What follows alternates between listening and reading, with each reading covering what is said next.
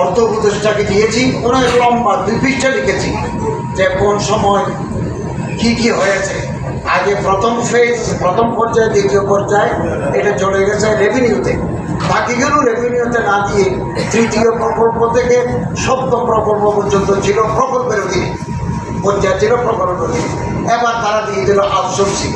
এবং আমি এটা আমাদের একটা অ্যাডভাইজার গ্রুপ আছে, অ্যাডভাইজার গ্রুপও খুব কড়া ভাষায় লিখেছি এবং অর্থ উপদেষ্টা একটা সিন করেছেন। আমি এখানে থাকতে স্বরাষ্ট্র উপদেষ্টা আমারে ফোন করেছেন যে আমরা আপনার সাথে আছি, এই এখন আমারে ফোন করলেন।